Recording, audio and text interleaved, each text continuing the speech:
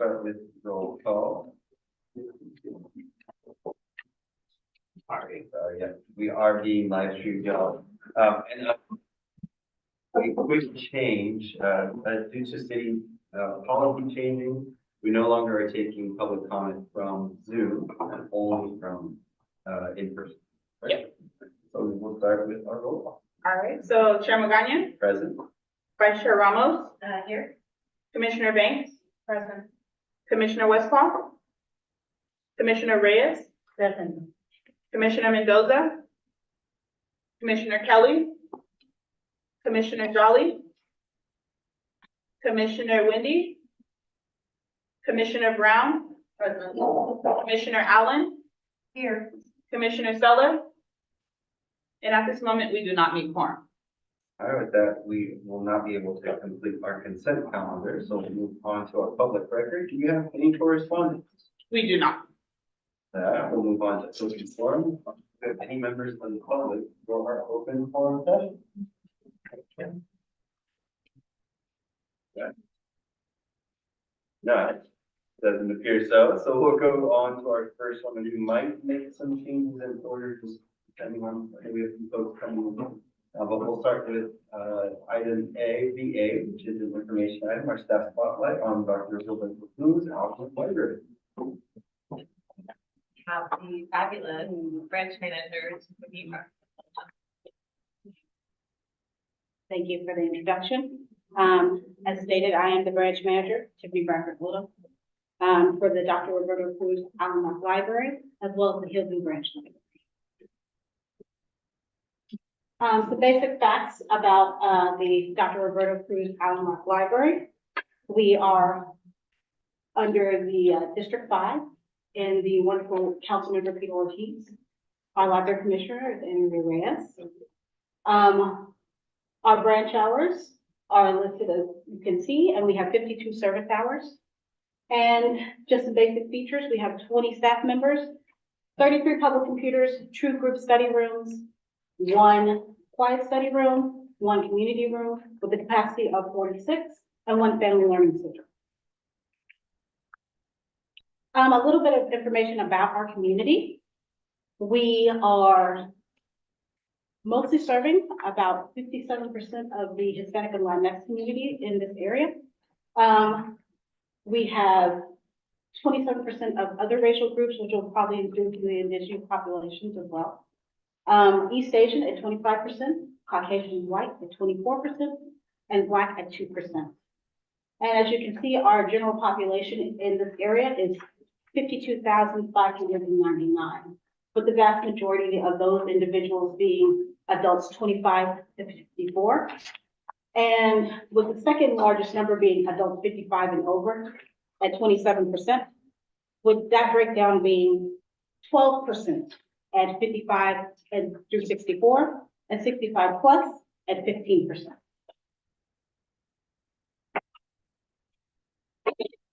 And some basic information about our usage and statistics. As you can see, our circulation during fiscal year 2022/23 was 127,292, with a gate count of 100,215 individuals coming into the branch. We had 425 programs with a total attendance of 6,957. Our total computer bookings was 11,994. Compared to other locations, we are ranked the 3rd highest when it comes to bookings for the computer.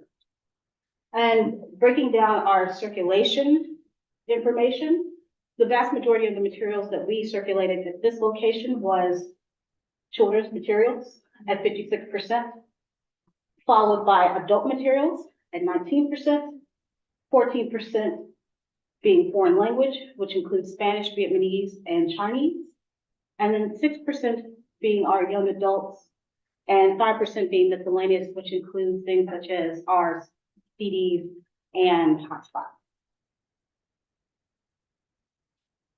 Some other information about the community. 46% of the population in this area speaks Spanish, 28% English only. followed by Vietnamese as our top third language at 13%. We serve 13 elementary schools, 3 middle schools, and 2 high schools at this location. And to dive into some of the programs that we offer here at this branch, in our digital literacy plan, we offer Tech Time for active seniors, 55 plus, the Everyone Can Code and Create program, and the bilingual one-on-one tech mentor. For early education, we have for family story times with the Stay and Play, the We Love Art program, and a bilingual story time once a month with ICANN, which does that story time in Vietnamese, which happened yesterday.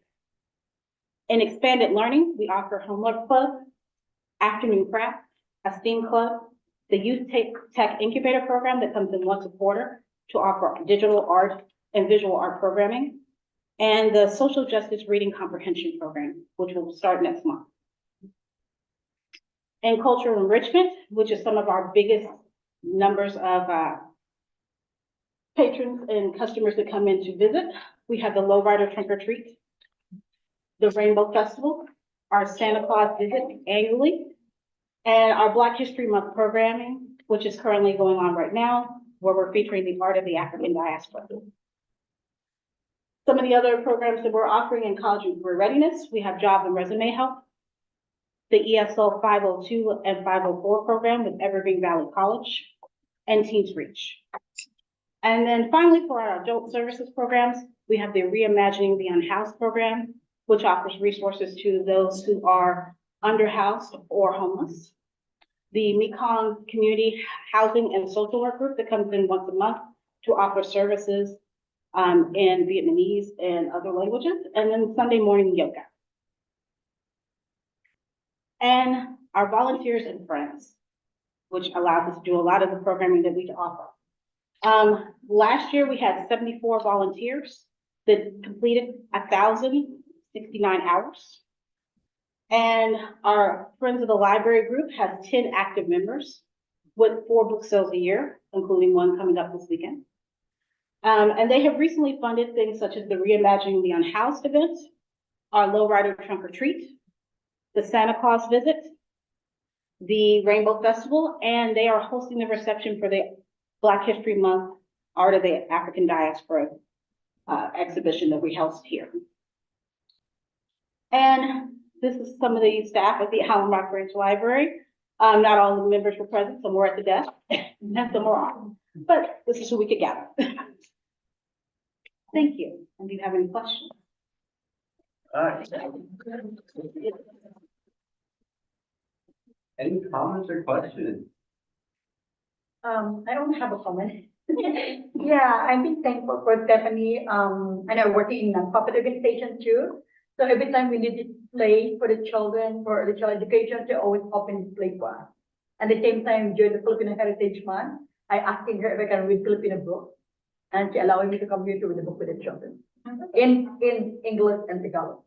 Yeah, so I really appreciate that. Other comments or questions? Thank you for everything that you're doing for the community, providing lots of additional resources. So I appreciate everything that you do. I'm excited to keep seeing the great work that you and your team are doing. Anything else, y'all? Thank you. Our next item is an action item, but I think we can jump to item C, which is an information item, if that's all right. From Laura. Sorry. We are going to jump to item C, which is the Children and Youth Master Plan Status update, just because it is an information item.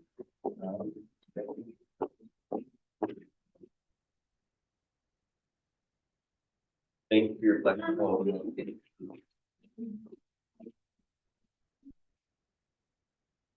It's the one that disappeared. Oh. There you go. Yeah. Oh, wait. First.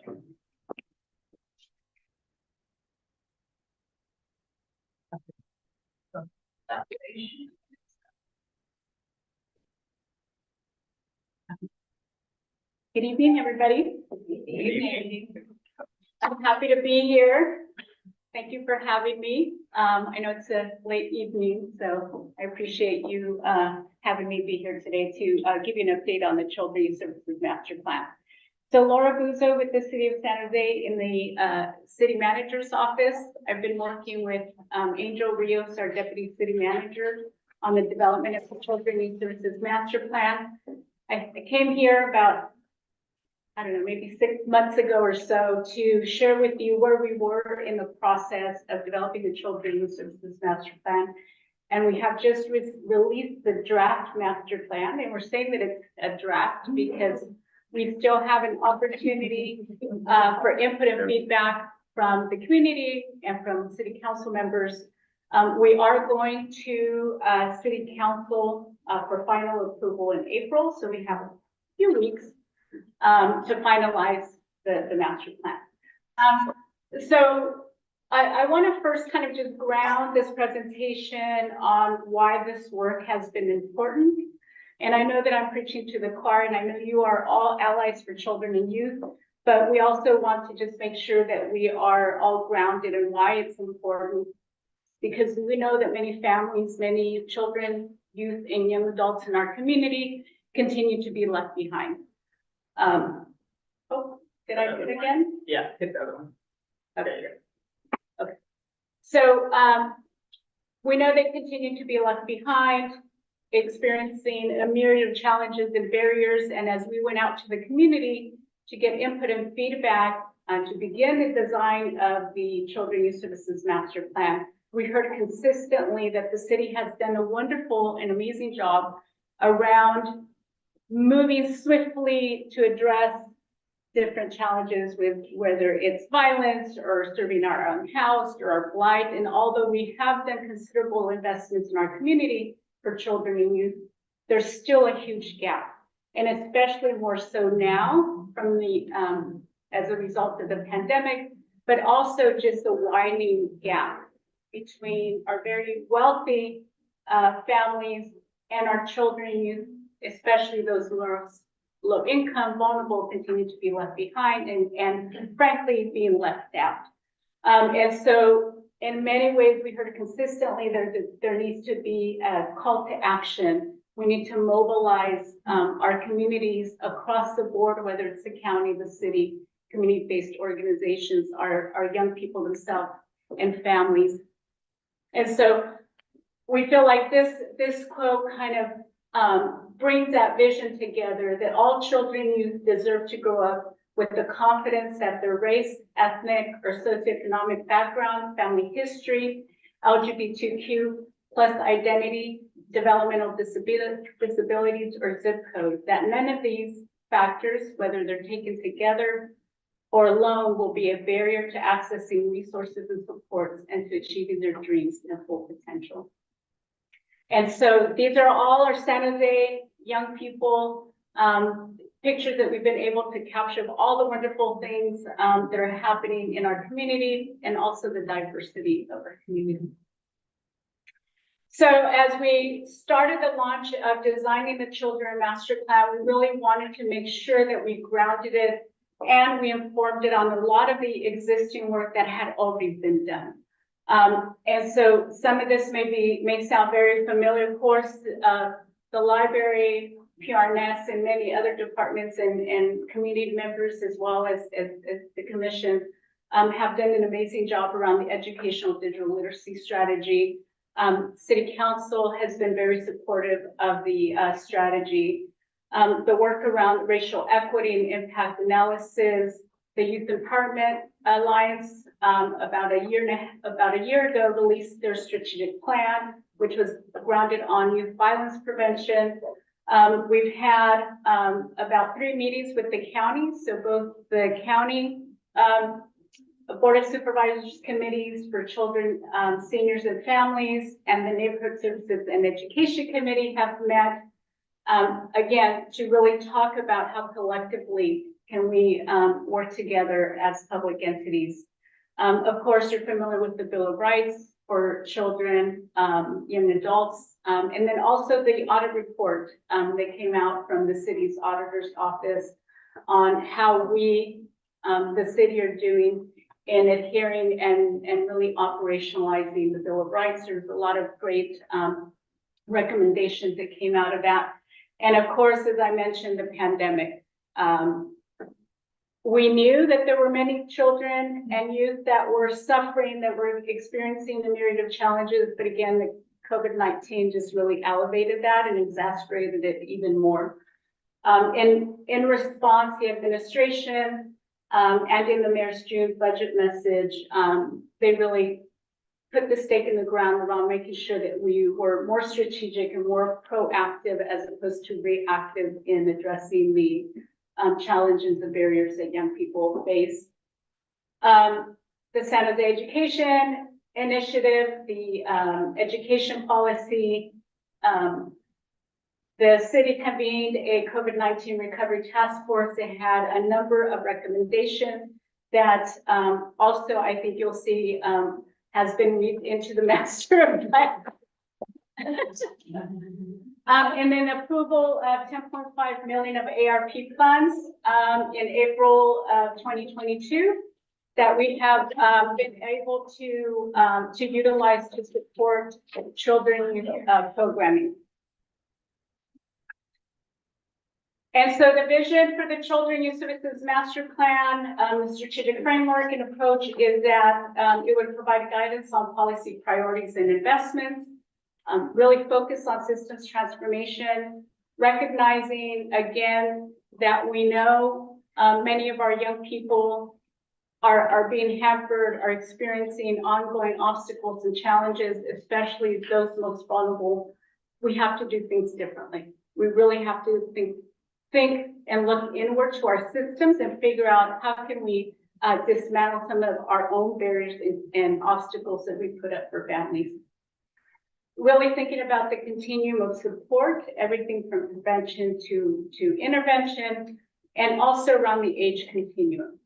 Thinking about our youngest residents to our young adulthoods is really thinking about those key developmental needs that they need throughout their trajectory. Ensuring that we have long-term and sustainable impact and measurable outcomes. Again, thinking about the vision, really ensuring that this is something that we can invest in and that it's going to be integrated in the work that we do and that we can really demonstrate the outcome of those efforts. And then ensuring that we're looking at this through a collective impact approach model.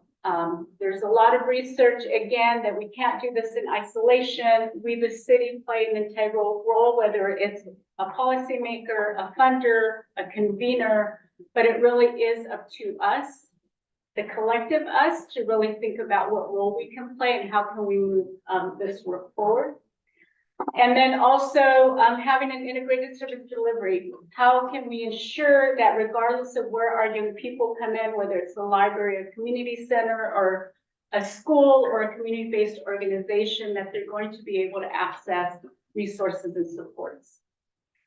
And then of course that we make sure that we ground all of this in diversity, equity, and inclusion, really thinking about intergenerational trauma and poverty. And again, as I mentioned earlier, some of the systemic racism and structural barriers that really prevent young people from achieving their full potential. So as we continue to move this work forward, obviously community engagement was huge, pivotal in developing this. We really needed to hear from the community. I'd like to say that we tried really hard to ensure that we engage diverse voices in this process. Community-based organizations really at all levels. We have the large organizations like the Catholic Charities to some of the smaller grassroots organizations like a Somos Mayfair or an African American Community Services Agency. We also engage higher institutions, San Jose State, Evergreen, San Jose City, school districts, parents of all diversity, caregivers of children with special needs, and of course our own staff. And so out of that, we were able to engage over 3,000 individuals, both through focus groups, town halls, as well as listening sessions. We had surveys for both parent and caregivers, and then for youth and young adults. And then we also established advisory committees, both with city staff, but also with community members and young people. And so we worked closely with our consultant to kind of sift through all this data, as you can imagine. We collected quite a bit, and then also did some literature review, and also looked at other reports. As I mentioned, the Youth Empowerment Alliance had just released their strategic plan. The county has their, a number of reports from probation, from the child welfare, county office of education. So really also leaning into some of the literature. And so out of this is how we developed our vision and our unifying purpose. So the vision is fostering a future where every child and youth can play, blossoms into healthy, resilient, self-sufficient adults, enriched with abundant opportunities to live, work, play, dream, and prosper within the vibrant landscape of Silicon Valley. It was really important to us to really say this is grounded in ensuring that our young people have an opportunity to live, work, and raise their families here. And we're seeing that that's not happening. We're seeing that many of our young people are being forced out to live, or their families, their entire families are being forced to leave. And they're not feeling confident about their ability to be able to sustain themselves in this economy. And so the unifying purpose is to create and expand opportunity pathways and supports from cradle to career that develop 21st century skills that lead to better health outcomes, sustainable employment, and a competitive living wage for San Jose children, youth, and young adults, birth through age 24, particularly those that are most vulnerable. So again, it's a citywide master plan, but also being very intentional that we need to focus on our most vulnerable. And so again, from our community engagement, we did our focus group surveys, all of that from about September to February. And then for February to June, we convened community members, service providers, staff to again kind of help us really distill the information to come up with these guiding values. And so out of that, we have equity, accessibility, and inclusion for all youth, outcomes and results driven, cross-sector collaboration, investment and accountability, youth and community voice driven. So again, ensuring that whatever we do in our work moving forward, that we have these as our guiding values. So again, sifted through our data, had committee meetings, and really again tried to distill the priority areas that came out from the community. We found consistently, whether we were talking to young people or service providers or parents, that there were these emerging themes. And so out of those emerging themes is how we developed the priority areas, which is no surprise, I think, to you, because they really touch on those key elements and needs that young people and families need. And so our first one is early learning and childcare, health and mental wellness, housing access and security, learning and empowerment, meaningful and sustaining jobs, safe, clean, and connected communities. And then one of those, again, overarching emergent themes that came out was the importance of having system transformation, but more importantly is having a no wrong door entry to services, ensuring that, again, services are integrated or coordinated, that agencies are moving away from being isolated, but really working together to ensure that we're meeting the needs of young people. And so under each priority area, you see the expected outcomes. I'll just read a couple of them because being mindful of time, but for example, in health and mental wellness, all youth are resilient, connected to others, feel valued, and have a sense of purpose and access to holistic supports throughout their developmental journey. Safe and clean and connected communities, all youth and their families feel connected to each other and exercise their voice and leadership in strengthening their community in safe, clean, vibrant, and inclusive neighborhoods. And around the systems transformation, all youth and their families have access to a safety net of services and supports and opportunity pathways from cradle to career that are integrated and leveraged in partnership with the City of San Jose, local, county, state, and national resources and initiatives. So again, ensuring that we are working outside of our silos, really looking to other important efforts and initiatives taking place. I want to point out that in your, I believe in your email packet, you should have received these, I believe.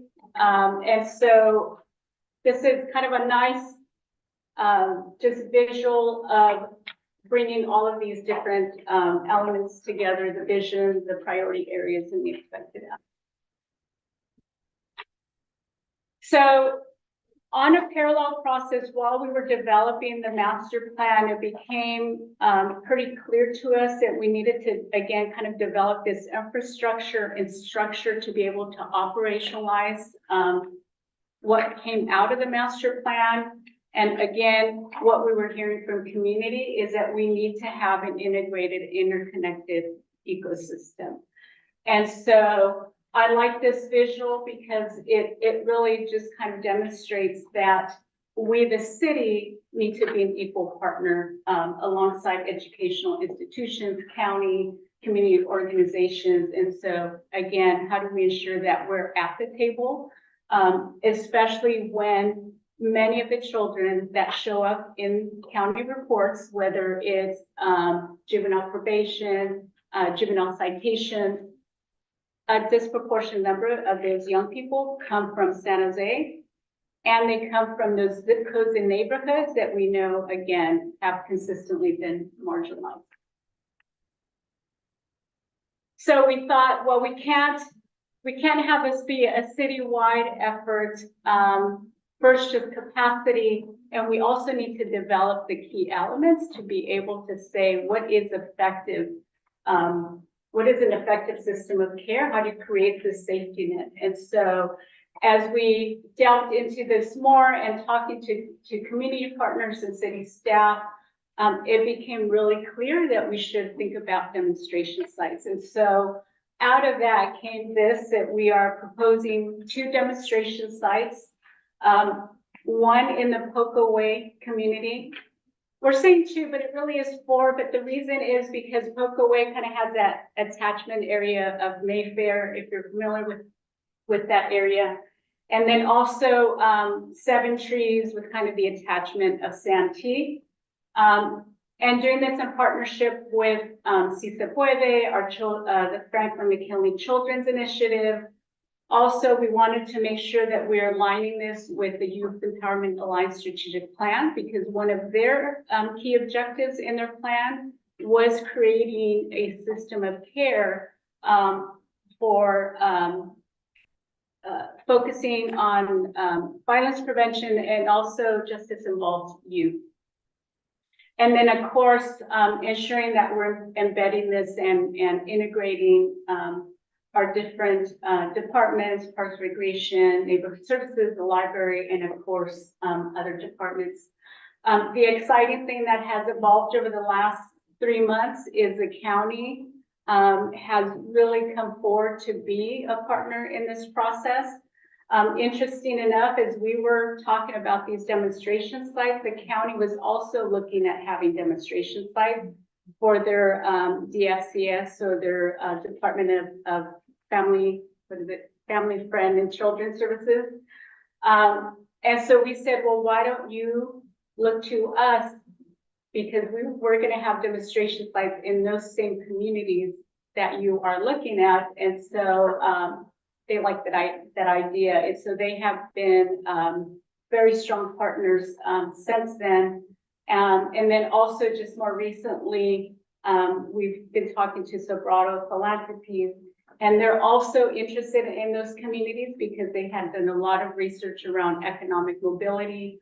And so they're also leaning in. And so we're finding that there's a lot of great synergy around this, and interest in developing the system of care that could then be replicated in other communities. And so the priority populations are listed here, as I mentioned earlier, really focusing on communities that have been impacted by structural racism and inequities, system-involved families, families experiencing housing instability, being unhoused. And so our next steps is we've done some a tremendous amount of work around program and services mapping just internally, just to kind of understand our own portfolio of services. We need to do a little bit more because we haven't, just in the last few months, we haven't been able to capture all of the work that we do across other departments. So for example, the police department has some amazing programs, fire department. And so how do we make sure that we're really clear on the other work that's happening across the city? We are also working on developing an evaluation framework for this effort. Sobrato Philanthropies has already committed to supporting us with this and investing in this process. And so we're super excited about that because we also know that we could lay in our city department work around that. I don't know how many of you are familiar with Blue Zone Ready, the Blue Zones, but both the city and the county are investing in a Blue Zone readiness assessment. We're in the very, very early stages of that, of kind of planning that out. And so we're wanting to make sure that that's also integrated with the work of the Children's Youth Services Master Plan, as well as our demonstration sites. Yes, we've started some planning around the demonstration sites. Our goal is to start launching something next fiscal year. Lots more work to be done, and we'll definitely keep you updated on that. We want to be very strategic around youth and family engagement. We can't do this work alone. We shouldn't be doing this work alone. And we should be engaging youth and families who are going to be accessing these services. So that's an important piece that we want to build, is to make sure that we're lifting the voices and the lived experiences of our community. We'll be developing or convening an implementation group, implementation team of our diverse partners and city staff. Sustainability, of course. We have some initial funding that we'll be able to invest in this, but we're also exploring other funding sources, whether it's foundations or county money or just other funding sources. And then also developing our reporting structure and process so we can continue to come back to groups like yours and to the city council to be able to demonstrate and talk about the work that we're doing. And that's my presentation. Any questions? Any questions or comments from the group?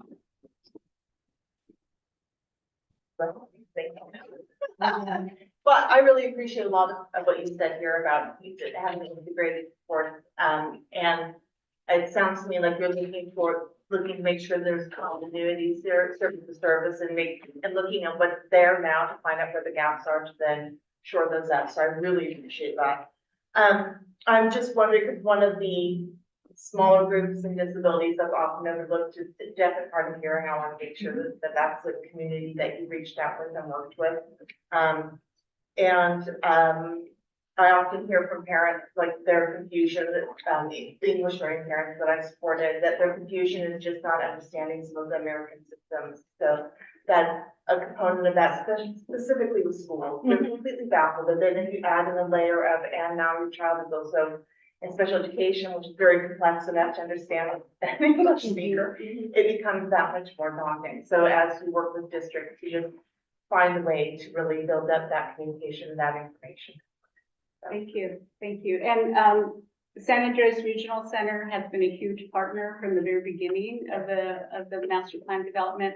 And we're actually going to be attending one of their funders meetings to see if we can leverage some funding opportunity to be able to do more work and ensure that we're reflecting that moving forward. Thank you. And was there reach to the deaf number? Yes, yes. So we actually had a focus group with parents and caregivers of children with special needs that was co-hosted with San Andreas Regional Center. They helped us promote it and staff it with us. Okay. Yeah. I have a comment, like, I saw the different strategy we have, that we're supporting the area, but I don't see anything connected to the youth or children under, immigration. Because I noticed in the community, there's a lot of children are Yes. undocumented, and they are, some of them, they're scared to be part of the DACA. So do we have any program being part of it or no? We don't specifically, but that would definitely be something that would be available through some of our community-based organizations because they have a little bit more flexibility around what they can provide. I will say that like FNCR, Franklin McKinley Children's Initiative, CISA and some of the community-based organizations that are rooted in those neighborhoods have the capacity and ability to do that.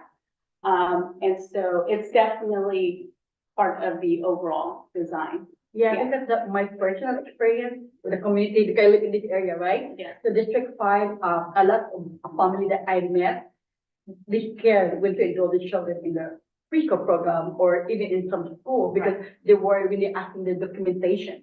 When asking they have ID, so they don't have California ID or driver license, so they have different documents. But we're always reminding them we're here to serve everybody, regardless what your economic status, what your immigration status. So I think that's only the thing I'm looking at. That some children and youth they scared to speak up to their friend. Oh, we're undocumented. Or maybe somebody the police gonna following us or something like that. Right. So maybe if we have the program that to support in the area, because our future is not only rely to the citizen of this America, it rely also to immigrants. Because I'm immigrant before coming to the US. So I'm just thinking we have a lot somewhere here in City of San Jose that some of the families, some of the parents, they scared to speak up because of the immigration status.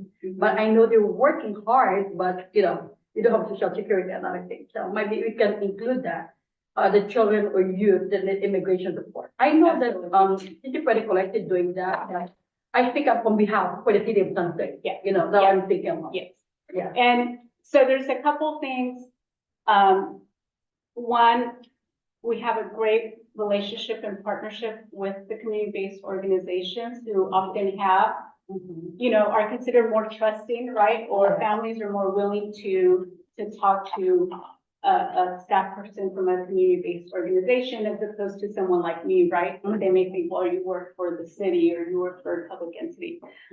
So we're we are leaning in on those relationships with our community-based organizations to have those relationships and be able to communicate to families who may have that fear. The other piece, oh my gosh, I just missed it.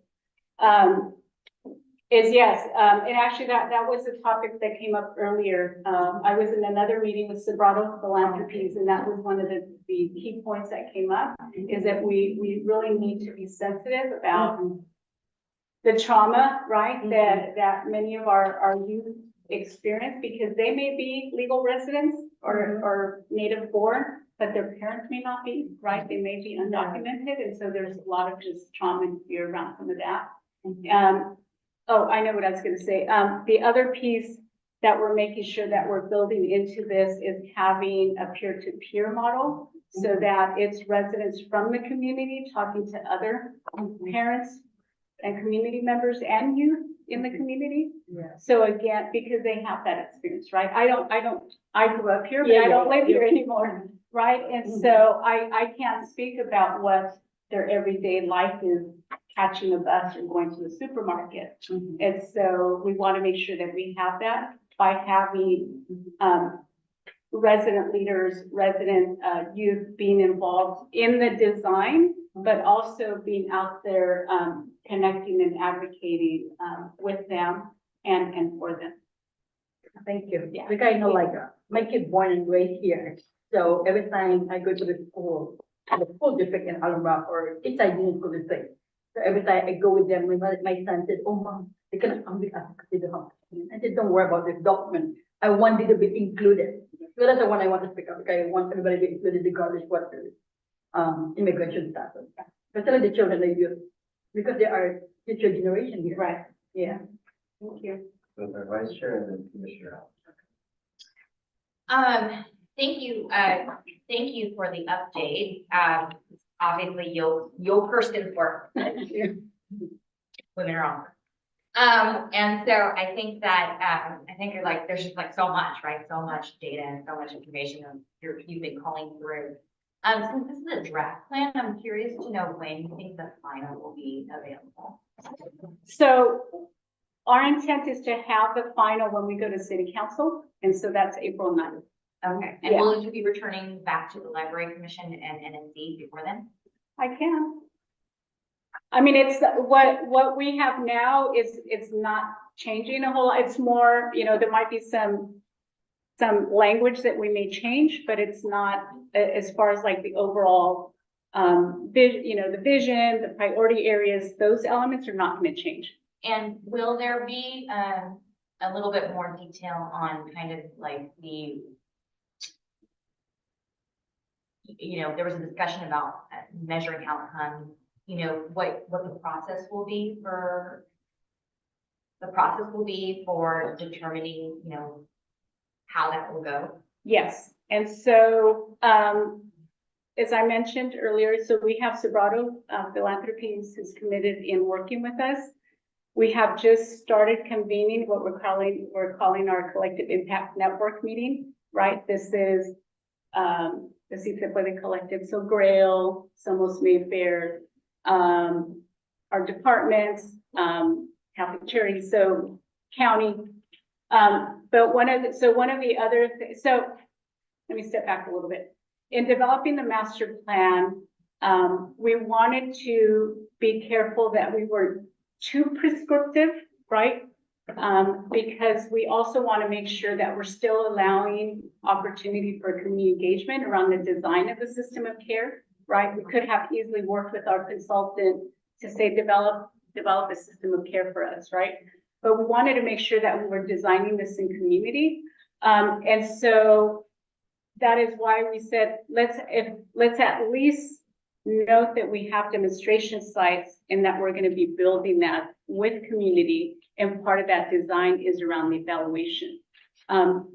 We do, of course, know that we have already some programs and services that are in place, right? Through our existing partnerships, through the library, the Parks and Rec. But again, how do we bring all of these together? And then what is that continuum? And then what are those gaps along that continuum? And so in order to really do that, we all need to be at the table and then develop the evaluation framework together. So our goal is by the end of June 30th of next year is when we want to have all of those elements in place.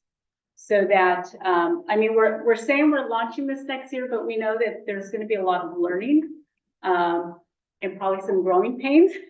And then year 2 and 3 is when we're hopefully, right, we're just kind of fine tuning, doing some quality improvement. And then year 4, knock on wood, we can then start really looking about expanding or enhancing if there's some pieces that we still haven't worked out.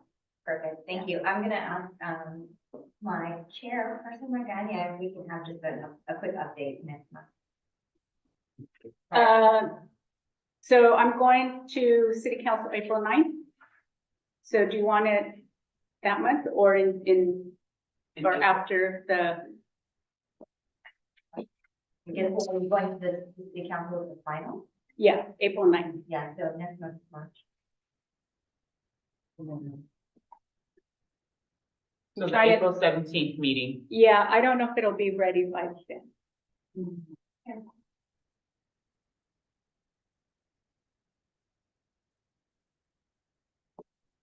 Unless I, Better. yeah.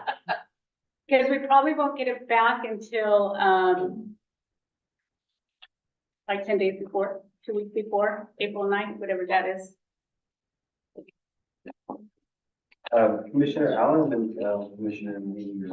I was just wondering if you have already or are planning to, include or at least get input from San Jose Unified as well as Franklin McKinley. Sorry. I'm sorry. I know, they're right here. I was just like. Yeah, so, It wasn't specifically one of the school districts you had listed, yeah, but we all know how diverse yes, our district yes. is. So we did have, San Jose Unified represented in various ways, whether it was a focus group, some of our committee meetings, had some board members. We had our superintendent and we had, some other, administrators and teachers that participated in some of our committees, yeah. For the purpose of the demonstration slides, we won't because it's Eastside Union, Franklin McKinley, but, Okay. but of course, the work is not ending, right? There's gonna be ongoing opportunities for engagement, so I kind of see this as the first phase, and then there's more around children and youth that we can continue to work on, so. Right. Thank you. Yeah, thank you again. Commissioner Banks. Thank you. I know, Lori, you sweet dream everything with this, and so it's incredible piece of. And certainly we're really grateful for it. And it's huge, and it's philosophical, cognitive, lofty, all those things. And then I see the operations side, right? So that's where I'm like, okay, now we're here, we're at operations, which I'm excited to see that part go. So I have a couple questions. One, I'm just kind of, she exactly asked what I was gonna say about how are we measuring this, because it's huge. And it's also not prescriptive, but yet community driven. So it's gotta be pretty complex, your framework. So I love June 30th, you're talking about that for next steps, but I would offer, I can't remember if we've done this in the city or not I know the county did it with Susan Ellenberg, but I can't remember how well we did a budget analysis on children, the money spent on children, not just libraries and parks and recreation, but other components that the Yes. city engaged in Yes. or engages Yes. in as a metric Yes. to say then, here's where we started, here's what we're talking about, here's some goals around it. Yeah. So that's one, before I go, but did we do that or do we not? So Anyway. we looked into it. And we actually wanted to include something like that, in the master plan or be kind of an attachment to it. And we actually went out to the different departments and worked with our budget office. The challenge is that our budgets are not broken out like that. I mean, the library does a great job, right? They're able to say this is what we're spending around early education, expanded learning, tutor, whatever. PRNS is the same thing. But there's a lot of other departments where it's just Like planning doesn't probably pull aside childcare. facilities. exactly, or the police department doesn't necessarily break out, Calls for- their, I forgot what their school education program is. But yeah, so that was the challenge because it's actually gonna mean that we're gonna have to change their structure and process. And so we felt like that's a huge endeavor and we weren't quite there yet, but it is still something that we're kind of like putting out here to say, okay, we'll have to come back and revisit that and see what we can do. But yeah, I mean, it was definitely a conversation because I don't know that anyone really knows, right? When you think about community centers, libraries, our skate park, I mean, like how how far do you go, right? I think the In- same in sort of parsing that county, out. when they did that in the first couple of years, the evaluation was just iterative, because they kept going, oh, and this, the process, distinctly at the end, when you put your first one out, so I would challenge us to keep pushing on that. I know not necessarily, I mean, you have a lot, but it brings to light that we need to vote, first of all. We need to vote for, and it's coming up right now, we need to have elected leaders on city council that think about children and families. If they're not there and they're not talking about it, they don't deserve to be there. We need to understand that the city is in the business of helping children and families in a very large way. They don't even understand it, as Laura, who's highly capable, couldn't get it done either, because the departments don't think about it that way. And the leadership comes from city council. So I encourage everyone to vote. And if they haven't talked about children and families, I encourage you not to vote for that person. Okay, that being said. Can I just add something around the evaluation that I missed? What we wanted also to be clear in the master plan is that some of the departments are already doing some amazing work around data collection and evaluation. The library is a perfect example, PRNS, right?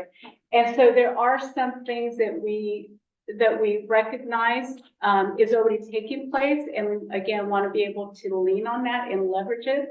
But when we talk about violence prevention, we want to make sure that we're looking at it through the lens of children and youth, right? So the police department may be collecting wonderful data around that, but then how do we, again, kind of look at that and say, well, how does this relate to children and youth, right?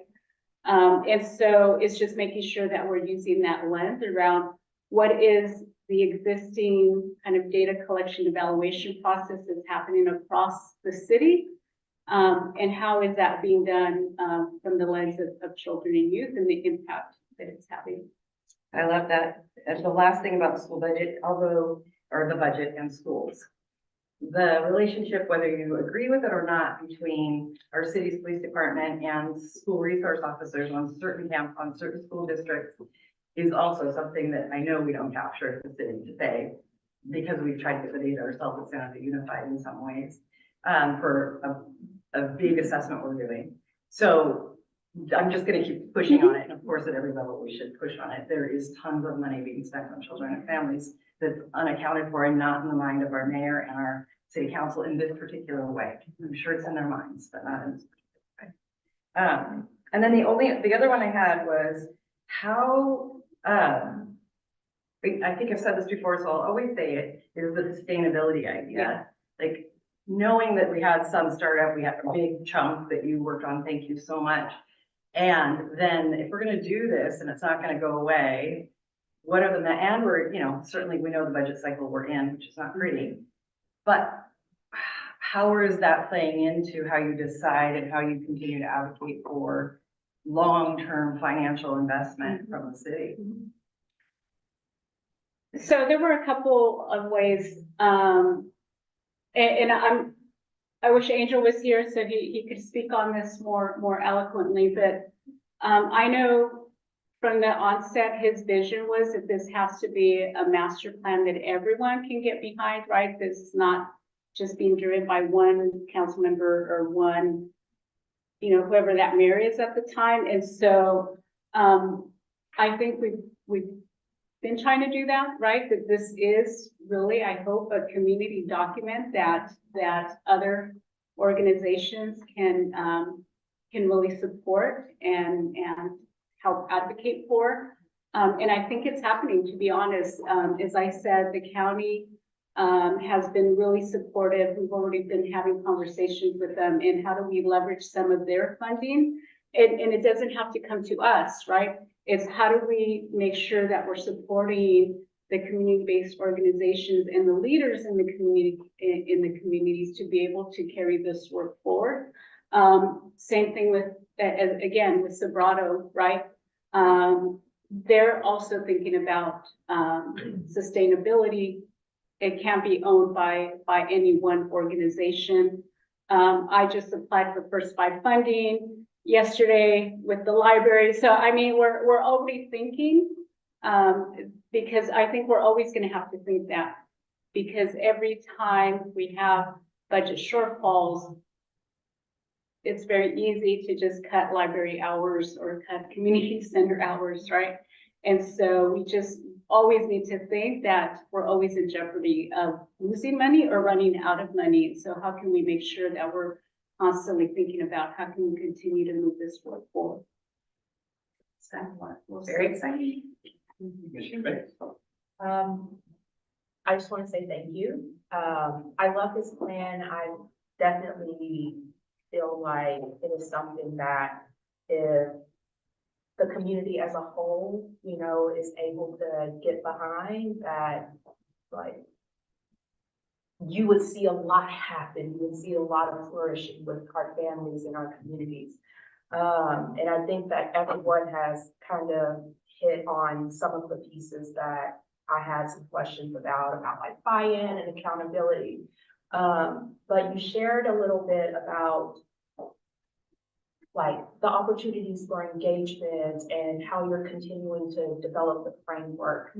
I have questions around like, how do you feel you'll continue to do outreach in communities with our families, with our decision makers, with our orgs, and continue to create that buy-in? But then as you create that buy-in, finding ways to hold them accountable and seeing the value in this plan. I think about, you know, our teachers, they have so much on their plate, but I know you're working with our school districts. Like, how do you envision this plan being incorporated with our school districts so that it is a benefit for our teachers to utilize? They know about the resources that are available when it comes to, like working with our families when there's specific needs that need to happen. And so I know that's a very lofty question, but that's kind of where my brain is coming. So we wanted to make sure that we included a teaming structure in the master plan. And so we're saying this is a draft teaming structure because, again, we have to make sure that this is rooted and embedded in the community. And so we wanted to stay away from having this be a city-driven teaming structure, right? It has to be organic. It has to be part of the community. I have no idea where I'll be in 2 years, right? I mean, it's just, I don't know, right? Or who the leaders will be at Somos, or who the leaders will be at Allen Rock School District, whatever that is. And so we wanted to make sure that the teaming structure is really embedded in community. So regardless of who comes and goes, right? So that community energy and that the support around this work continues. And so the reason I bring this out is because we, as part of that vision, is making sure that we have a youth advisory, a community advisory, again, that's from the community, because they're living those neighborhoods, right? They're experiencing those challenges and those barriers. And so that as those are being lifted, we're making sure that we also have the system leaders at the table, so that as those issues and challenges are being raised, they're being raised directly, whether it's the chief of police, because, you know, kids are feeling they're being harassed, you know, walking to school, or, you know, we're finding that the kids are having difficult times at school because of the administration, or whatever those issues are, right? That these issues and challenges are coming from community, and that we have the structures that's being able to bring it up to the system leaders who can actually create the change. So that's the vision. And through this collective impact network that we're calling it, all along, it's going to be that process. And so the family and youth engagement piece is what we want to make sure we again, we're just having this conversation a week ago, that it can't be a one-off. It has to be throughout the process, right?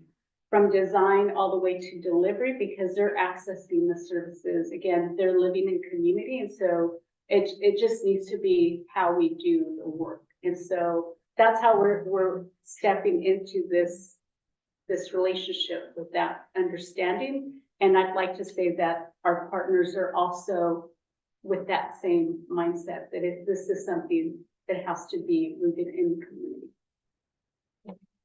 Do you feel like you've gotten any pushback so far? No, No. no. I think, I feel like we have folks who are pretty knowledgeable of the community and again, know the community and have those relationships. I think the pushback will be, how are we gonna make this happen, long-term sustainability, and then what's the outcomes and impact? So we have a lot of work ahead, but we all have that vision in mind that yes, we know that these things have to happen. So, I think we'll do well. One last question. You talk about sustainability, but what does sustainability look like for your team as well? This is a very large project that you're doing. Do you feel like you have the bandwidth on your team now, or do you see your team expanding? How do you envision more support? So I'm a person of one in my team. But it's beyond just the one person, right? Again, whether it's me or anybody else. This is really embedded around the educational digital literacy strategy, right? The Youth Empowerment Alliance strategic plan. So it really has the hands of all the different departments. And so I don't see any one person carrying it, right? There's tons of expertise and commitment and vision from our different departments and our staff, our department heads. So, you know, it takes all of us. And then we have the fortune of having our county partners also involved, and then our community-based organization. And of course, also leaning in on our families and our youth. So we have a lot of hands that'll be touching this, so it won't be just one person. Commissioner, it can help. I think at least a dozen library staff were helping support Laura, and just as many CareNet staff as well. One of the things that the commission will be seeing probably in the next year is that as we start to relook at our education digital literacy work, there will be some reframing around how does it align with the structure of the master plan. So if you look at their overall structure, there are actually 3 buckets that are completely aligned with our early education, our extended learning, and our college and career pathways.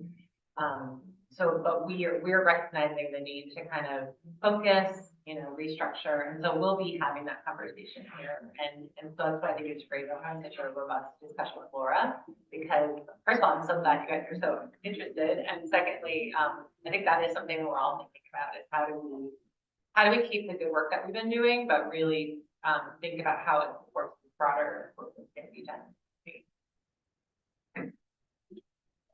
Any other questions, folks? Comments? All right.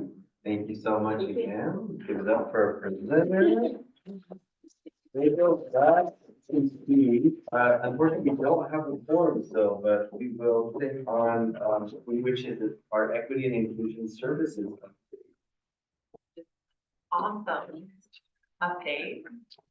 As Carla Alvarez comes to the stage, I want to acknowledge that, as you know, Carla, she's been our equity and inclusion services manager since she's been in library, and recently has accepted a promotion to deputy chief of staff, and still overseeing equity and inclusion. But part of that idea was really to bring that work directly into the city librarian's office, so that we can make sure that it's embedded system-wide and city-wide. So I'll turn it over to you. Thank you. And we're also joined tonight by Andrea Aguirre from the Office of Racial Equity. She's a Racial Equity Manager. So if you have questions about the Office of Racial Equity, she will be a good support for that. So good evening, commissioners and members of the public who might be listening in. My name is Carla Alvarez. My pronouns are she, ella, and I am the library's Deputy Chief of Staff and Program Manager. I'm pleased to present tonight our annual Equity and Inclusion Services report, highlighting our accomplishments, our priorities, and some of the collaborations that have guided our work since January 2022. Do you have argument? Yes. We help with the user actually. It's the one that's missing. Oh, okay. Because it's used commonly, it disappeared. Okay. Okay, so the library actually monitors and organizes our equity, diversity, and inclusion priorities, and I'll refer to it through its acronyms EDI, through the following Racial Equity Action Plan framework, which was introduced by the city's Office of Racial Equity in 2022. And the Racial Equity Action Plan has 3 subcategories. The normalized category represents actions that familiarize shared terms, normalize talking about racial experiences and disaggregated data, and support deeper learning of systemic inequities. The organized category highlights capacity building actions to focus decision-making, program development, and other factors to monitor inequity. And actions identified under the operationalized category seek to understand, identify, and act on racial inequities. So our report today will summarize the results of the 14 original goals outlined in the library's Racial Equity Action Plan. The equity work undertaken at the library is led by a variety of staff in a range of classifications. In addition to the program manager role that oversees key projects, the library also established these 5 equity working groups that are available for library staff of all classifications to voluntarily join. These groups meet monthly and provide a space for staff to identify system priorities, projects, and learning opportunities to deepen equity along racial equity, LGBTQ+, disability access issues and communities, as well as inform our work for approach for trauma-informed care, resilience, and community engagement. Under the normalized category, some of the main projects that were completed include the deepening of the racial equity team's Black, Latinx, Hispanic, Asian American, and Pacific Islander multiracial affinity groups, as well as the white identifying learning ally groups. And in a survey to our racial equity team participants, 91% rate their experience favorably, citing actually the opportunity to build relationships with colleagues, as well as a space to learn and strategize to advance racial equity. These groups have been a support for other programming and system-wide needs, for example, in the planning of Pacific Islander heritage and Lunar New Year programming. Both our colleagues in the San Jose Public Library Foundation and Friends of the Library received an overview presentation of the library's equity work, as well as some of the historical city policies and present-day impacts of inequalities among communities of color and other historically underserved communities in San Jose. And in fall of 2023, over 20 library staff participated in a training series on resilience, inclusion, support, and equity offered by the Office of Employee Relations, to support staff in recognizing forms of trauma, to build resiliency, and as well as thinking of trauma-sensitive actions for the workplace. For the next cycle, our normalized goals will be, one of the priorities will be to hold learning spaces for library staff beyond the equity working groups, including cultural competency presentations from local community-based organizations and workshops by guest speakers with expertise in the areas prioritized by the library's equity working groups, and coordinating with the Office of Racial Equity to integrate citywide workshops dedicated also to racial equity.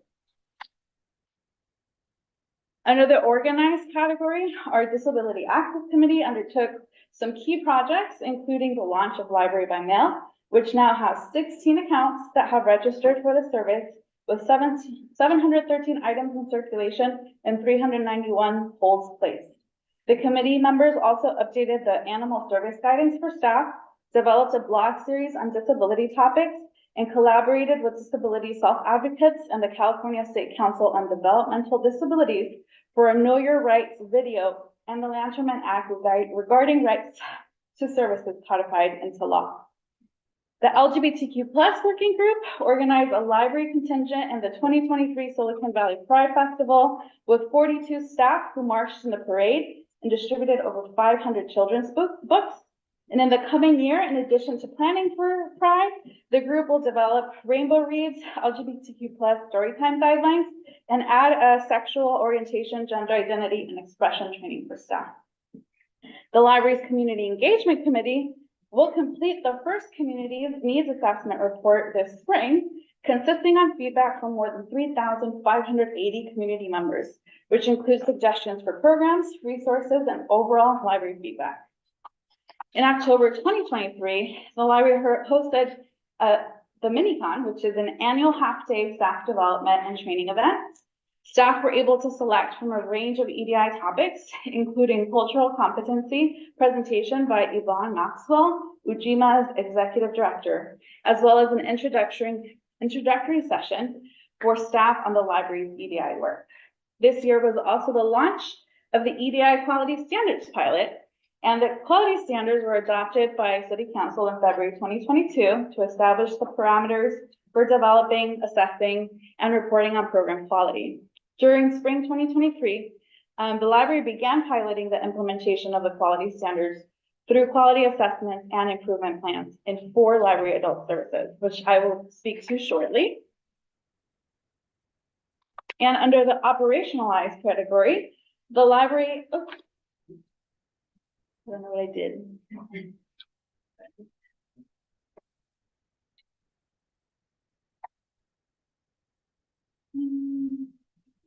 Yeah. So that gets going.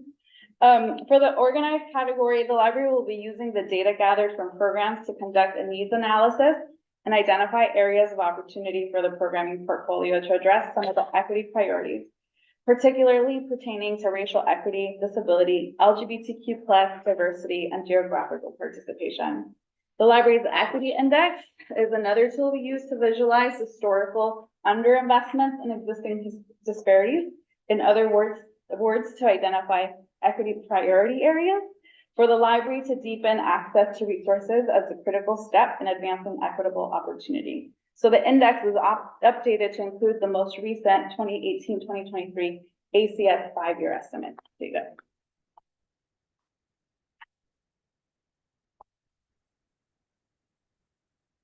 Okay, there we go. So as I mentioned earlier, we launched the pilot of the EDI Quality Standard Assessment Outcomes. And these were the 4 programs that were selected to launch us into this first phase of the pilot. So we had Tiempo Para Mí, SJPL Works Resume Workshop, and 2 different citizenship programs offered at different library locations. As a recap, an ad hoc committee comprised of various local experts developed these quality standards in 2022, and they established 6 core areas to assess and improve quality based on anti-racist approach, inclusive programming, data collection and analysis, culturally relevant pedagogy, community involvement, and outreach as key to inclusion. So each quality standard area is equally important on the framework of strong EDI programming.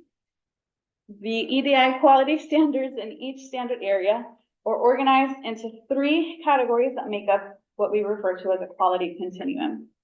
And so these levels range from beginning level to emerging level or advanced level. And for the EDI quality standards pilot, staff applied an EDI quality assessment. It's a self-administered tool that highlights opportunities for the to strengthen and or meet criteria, as well as identify strong and best practices that are currently practiced through the program. And then the staff developed a quality improvement plan based on those identified opportunities. So here are the summary scores. Yeah, maybe if we, of how these programs came in through the self-assessment. And again, as a reminder, these scores are really meant to guide staff in understanding the main opportunities for improvement and identify the best practices. So what this means is this is the summary of their overall level of where the program was coming in through. And these are then subsequently some of the improvement plan areas that they wanted to start addressing. So what will happen is they completed this over the spring. They finished the first iteration in the fall. And then they will continue to identify year over year how the improvement plans have been modified, adjusted, enhanced to continue to ultimately get closer and closer to the advanced level. And so now as we completed the first phase, we're moving and getting ready for the next phase, which starts next month. And a critical component of the EDI quality standards is community participation.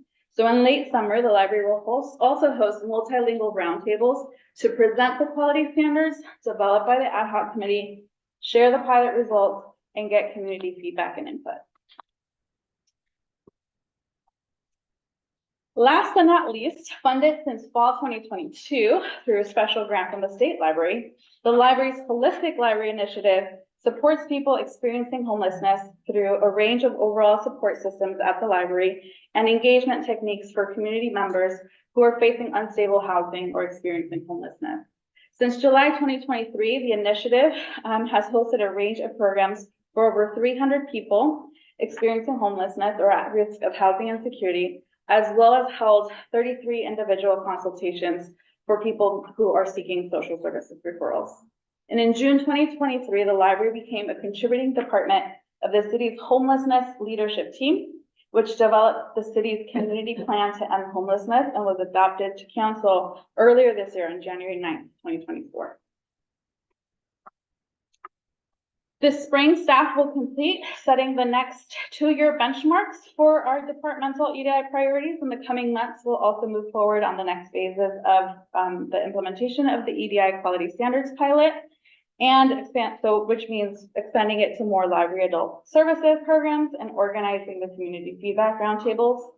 And staff will also continue to spend time, especially in those equity working groups, to identify program recommendations that reflect our diverse communities, as well as organize cultural competency presentations for continued staff learning. And that concludes my presentation, muchas gracias, and I am open for questions. Thank you. Any questions or comments from the commission?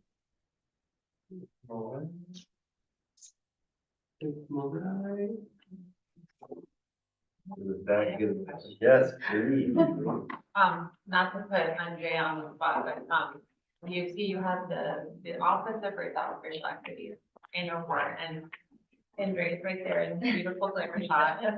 Yes, so I was gonna ask you, Andrea, not that you have favorites, but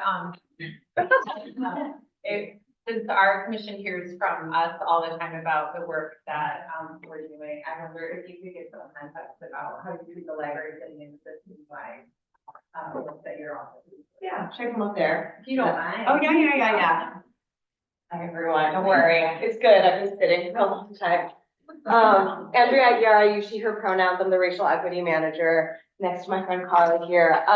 It's really nice to be here too. A little bit about me. I've worked with the city of San Jose on and off for about 5 years. I've been the racial equity manager here for 3 years. I grew up in Alum Rock. My parents are probably sleeping now, about 7 minutes away. I grew up in this library. This library means a lot to me. It was even before the Dr. Roberto Cruz. I remember my dad bringing me here. My grandmother was a registered voter. There's one on the ballot doing it here. So this library is very special to me. So thank you for inviting me. That was a long way of just being my, I guess, background and then boasting about this library. As Jill mentioned, I am privileged to be in many places. I've also I worked for the city of Portland, Multnomah County, and a lot in the Pacific Northwest. They're considered to be quite leaders in this space. And then here in the Bay Area, I sit on a lot of other kind of convening and comparative cities. And so I have a lot of opportunity for a lot of kind of seeing best practices, a gold standard, and seeing things that don't work. And here in the city of San Jose, we have 22 departments, almost 7,000 employees, and I don't have favorites. However, I am very, very blessed and honored to have such an incredible partnership and relationship with the library. Carla and I have been, ever since I started this position, it was all about moving at the speed of trust and getting to know the services at the library and other departments to see how the Office of Racial Equity, how we can better that citywide view, but also really like concentrating on like what they're telling me from that department perspective. I am very strategic of how I use the library because they are the gold standard. Like the library in City of San Jose is our gold standard. And I think they're the gold standard from a lot of California cities. Like not just saying it from a librarian, and I am a trained epidemiologist, and I think our public health department has a lot to say. And I would say that willingly. I will boast for you all. And I learned so much from them And we have such a shared partnership as well. And I know that we always say, all of our departments are different places, so we don't want to kind of inhibit or limit anyone because their department might be doing services and things, and obviously all the great work that you're seeing today, and also the work that Laura's doing. We try to be as collaborative as possible. Again, it's a big city. We may not know every little nook and cranny that's happening, but we do our best to be as supportive and to act as kind of a subject matter expertise for our department. And all. Thank you so much. Any other questions or comments from the commission? I can just add one more because it was hard to strike a balance between being able to cover all of the components that, of the good work. But I wanted to share just some testimonials from the surveys that we got from staff to try to kind of humanize again the work. The racial equity team relieves the isolation I often feel when it comes to finding community and connection at work. While I do have the folks at the branch, I also supervise many of them. And having the dedicated time to connect with peers on a basic level has been greatly beneficial for my wellness while at work. And then someone else expressed, the affinity group time is a great time and space to not only shift from my daily work routine, but also a great opportunity to share and feel wonderful about my own background. Please keep the affinity group going so that more of our fellow colleagues can benefit from this time and space. And then having been born with multiple disabilities, I have a sense of belonging by being part of the DAC committee and being able to participate. So these are just some of the many, many compliments and requests from staff of the impact that they have in their daily experience. Thank you. Thank you. Great way to end. As a reminder, folks, that was an action item. We don't have a form, so we will not be able to take action on item D. But we'll move on to item D, another action item, which is adopting our annual commission budget for this message to council. So what you can do is you have the draft in your packet, and Jenny will walk through the draft. So we'll just review it. It's your opportunity to ask any questions and discuss.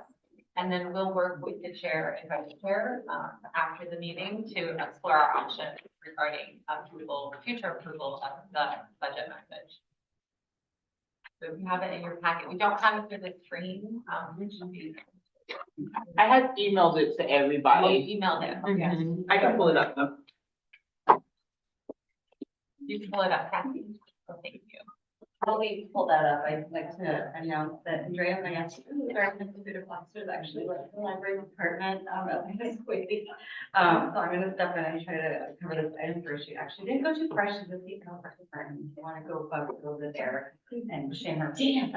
I know, it's a weird day.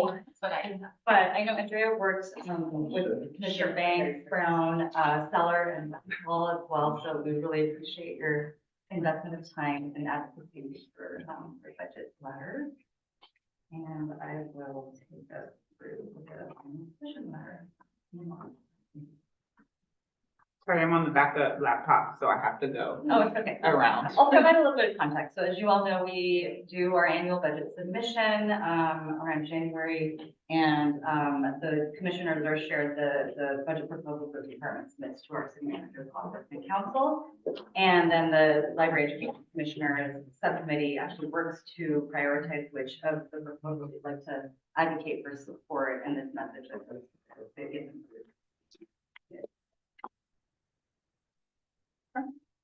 And for context, last fiscal year, the commission actually supported the restoration of the weekly public operating hours as well as the extension of Sundays. So we were successful in implementing that.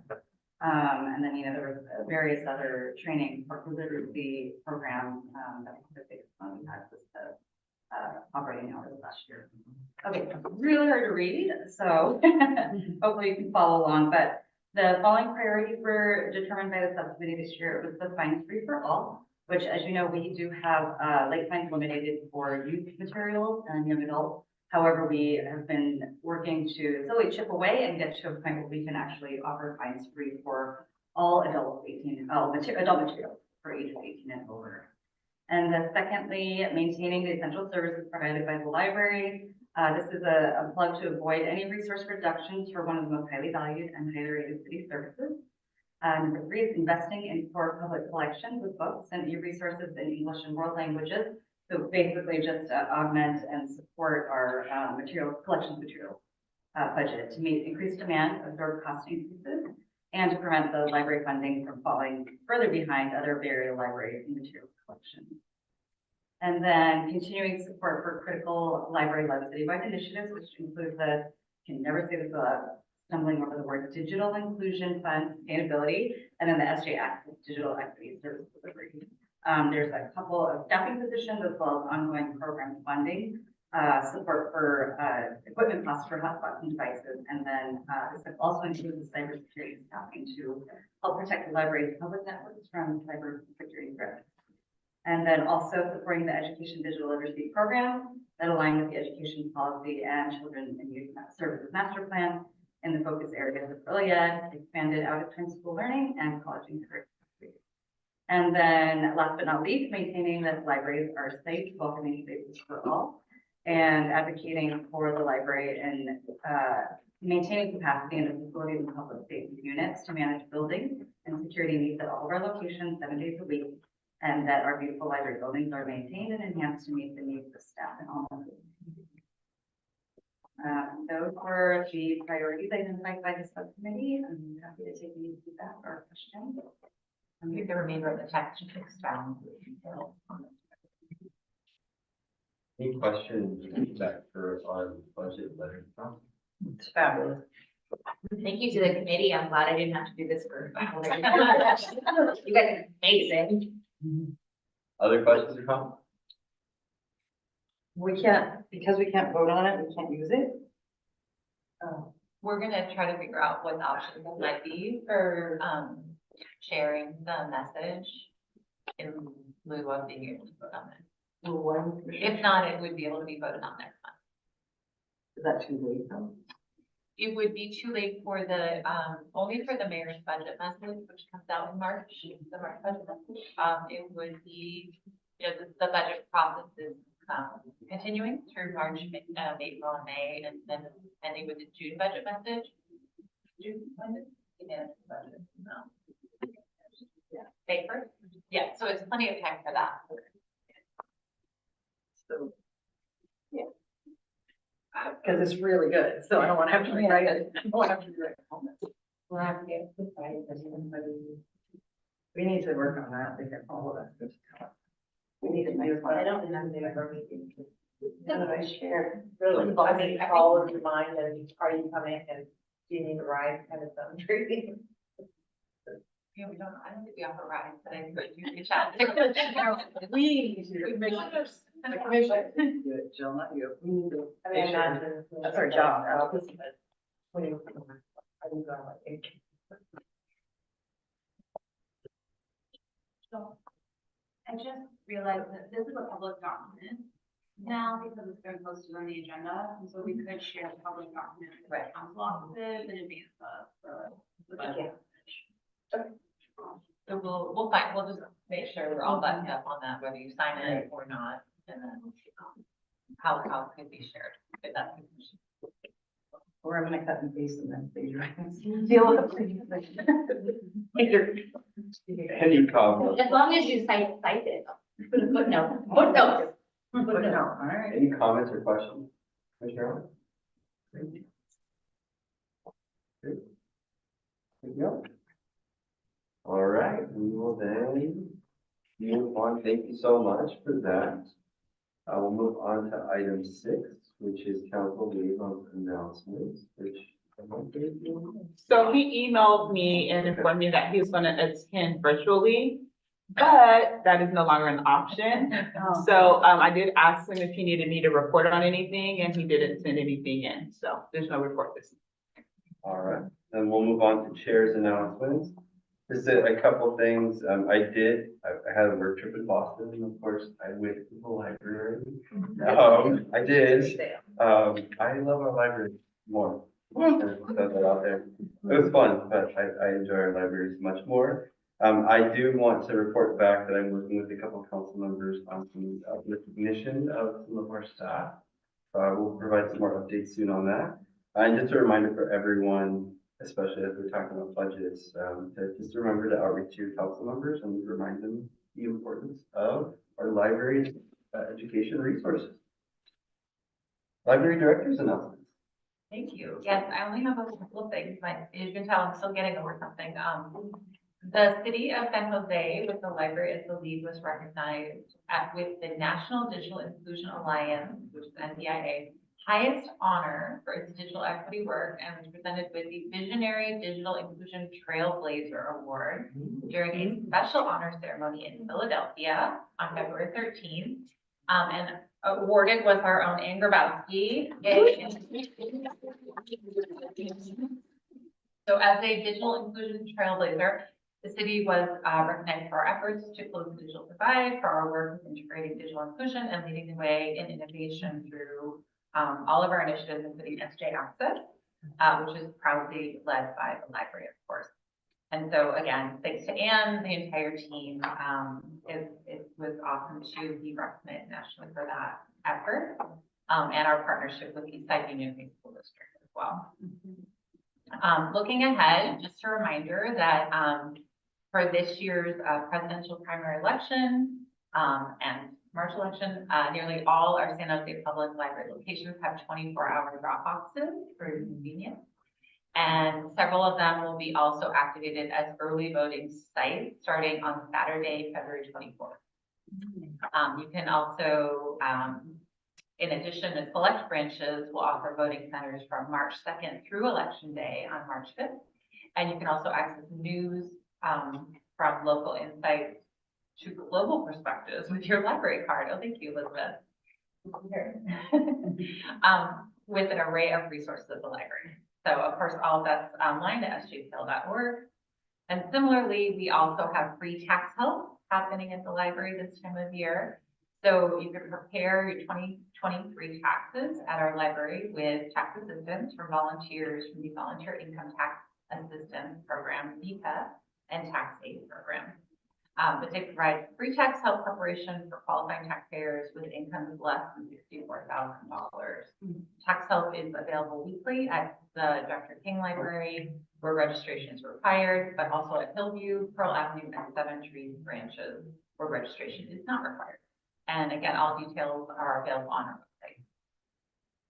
So, Any questions for our director? We'll go on to comments and announcements and meetings attended by commissioners as commissioners.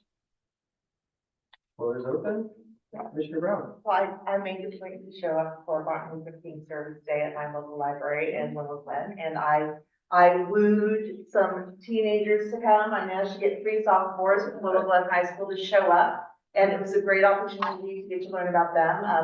None of us had a debt to work off. We were just gladly giving our hour of service to the library, and we got to meet a wonderful gentleman who's a strong advocate for veterans, and just hear his story, and he was one, I think, but it was just, it's so nice to just give that time to the library and have the chance to be part of that community, and I really enjoyed it. And if you, when it comes around again, I really strongly urge you to join your local library and give your service as well. Thank you for your service. I think for me, I told Stefan earlier that we're gonna be coming in this library because, I start organizing the community here in Alabama area for the neighborhood. That my goal is the children and the youth and the family need to understand how the library is very important for them to come over to get some resources. Yeah. Anyone else? I just want to say I saw our video out with a couple videos, but the release of the commissioners, and so I was like, oh my God, there we are. It was on Facebook and stuff. Yeah. It was lovely. Not me, you all that did it.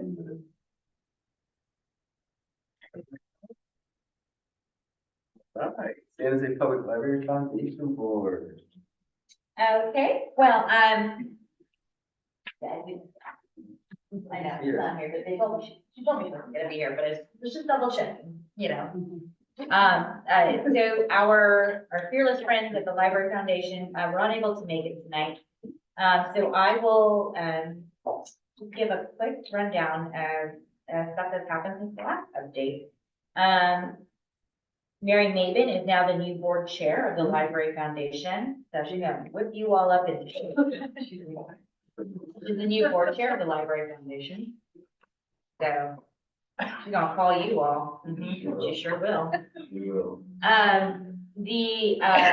The board has approved key performance indicators for their foundation success, at the last meeting to align with the strategic plan. And it's all broken up into their committees there. And so, this is what they'll be measuring against, for the following year. There is going to be, well, as we just heard, the mayor's budget message will be out on March 4th. The city council budget hearings are going to be March 12th. And typically the foundation advocacy committee, spearheads a lot of coordinating those visits. There will be probably a little bit of a change this year. Because the foundation is going through an additional, just a little side reorg, and they're in the process of hiring for a senior manager of government relations. And I think that person is supposed to be helping with advocacy, but that role has not been filled yet. And so you are all commissioners who have been appointed by somebody, and so we will be deploying you all to ask your friend who appointed you to, to support our budget message, whatever it may be, publicly. So, additionally, for your calendars, on April 3rd is Library Giving Day. On April 9th, is Library Workers Day. And at the April 17th Library Commission meeting, the foundation and yours truly will be presenting you with the annual presentation for the Library Commission. So I think that's about it. I'm happy to answer any questions. If not, I will return the floor to you, Chair. Any questions for our vice chair? Thank you so much for the robust presentation. I'll move on to item 10, information and upcoming opportunities for commission participation. You can check out our full program calendar at www.sjpl.org. Any items for future commission meeting agendas? Just however you're gonna work vice chair's request on some sort of update Yes. for the master plan. Master. I don't know if it's this one or the next, however. I mean, so very nice. Any other items? All right, folks. Thank you again. That concludes our meeting. We will be coming back together in community on March 20th, 2024 at 7 p.m. at MLK Library. See you all next month.